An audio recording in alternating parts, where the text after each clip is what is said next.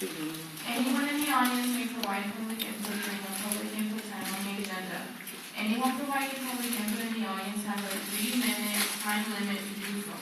Any requests or comments that require follow-up can be noted and taken into consideration by the board of directors to be addressed at a later time.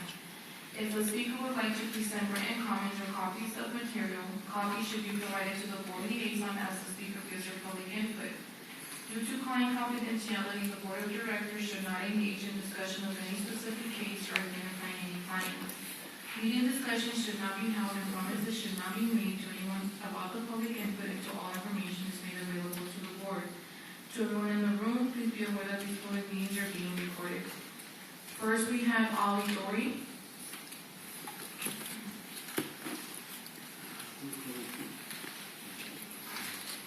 Good evening, everybody.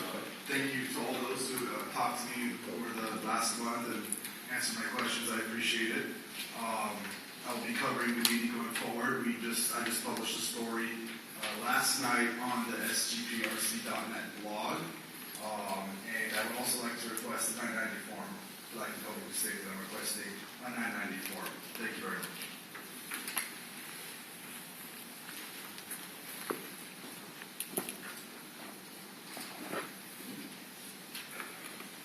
Okay. Now we have Carolina.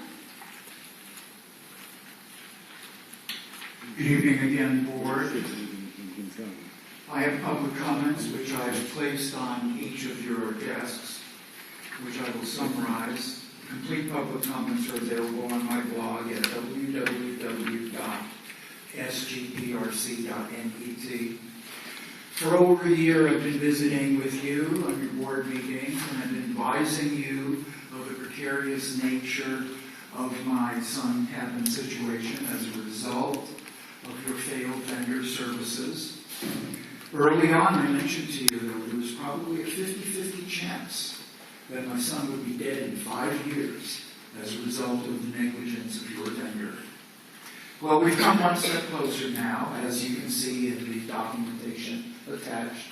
My son was struck by an automobile approximately 1 week ago, and he was hospitalized last Friday as a result of the infection, which was a result of that automobile situation. Direct result, sorry I don't have 10 minutes to give you public input, but again, it was a direct result of the negligence of your vendor and, of course, your agency. Previously, I had reported to you that Kevin went missing for 3 days. Missing persons report was filed. And we now know that Kevin was arrested and jailed. So now, my son, who had a stable, productive life for 14 years until your vendor came in, now has an arrest record. The criminal case is active, so he'll probably wind up with a criminal record. Your agency completed housing assessment, but my son's been homeless now for over a year, and you still can't find housing? Tonight he's sleeping at the Stardust Motel in Rosas, and I'm advised by support staff that some of the homeless and the transients have already moved into his motel room. Once again, I urge the board to consider how an intellectually disabled deaf man who lived independently for 14 years, worked productively for 9 years, is now homeless and unemployed, and you're paying your vendor $10,000 a month. Those of you in the public, imagine getting $10,000 a month for your child. That was a 120% increase over what Mr. Penman was paying for family-provided services. I continue to blog about Kevin's situation and other SGPRC-related matters at www.sgprc.net. I'm very grateful to Professor Alidori of Saddleback College Journalism Department for contributing an article to this blog. I look forward to seeing you next month, and I hope my son will be in a better situation. Thank you.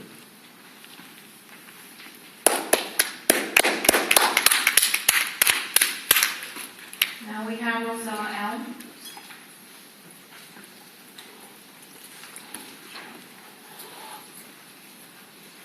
Good evening, ladies and gentlemen, and Mr. Penman. I visited Kavanagh at St. Enos Community Hospital this weekend on Sunday. The wound in his leg is about this size. It was infected when he came back to the hospital after he had left against medical advice on Friday night. And I hope they have gotten a handle on the infection. He's very thin these days. When he was working full-time, of course he wasn't. He was eating well, happy, working as a truck unloader for Walmart, that big place across the parking lot there. Of course, he wasn't being paid anywhere near $10,000 a month, nor was support services for the deaf, which provided his supported living services. He was a really wonderful young man. He still is. But he is so angry and so despairing. You have no idea how angry and despairing he is. I don't know why you've done this, Mr. Penman, but it all comes to your door and is laid at your feet.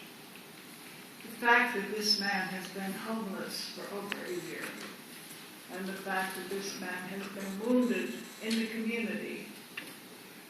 And where are these people that are supposed to be providing 24-hour supervision? They're supposed to be making up the other 447 hours of time that is provided for protected supervision. There are 730 hours in a month. 283 hours of these are provided for by the County Department of Public Social Services through in-home support services. His IHSS worker is here tonight. That's him right there. The supported living service view that you have hired and given $10,000 a month for was not with him when he was out in the community at any time. They are not with him now, I venture to say, in a motel in Azusa, is it? They're never with him, except when they feel like it, or come to collect it, or get their checks in the mail, or deposited to their account. The only people he can depend on are his father and his in-home support service worker.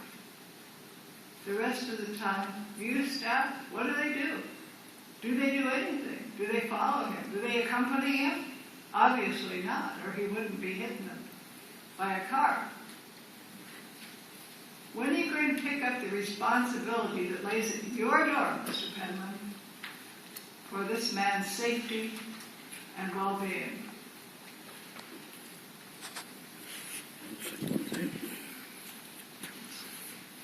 Oh, you want to say something? Sure.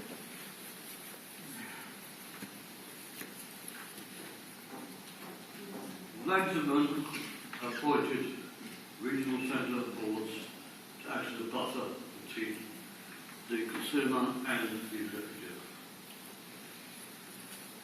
For what I've seen over the years, you sit there and do nothing like dummies. You should be protecting these people. You do not. You should be ashamed of yourself, all of you.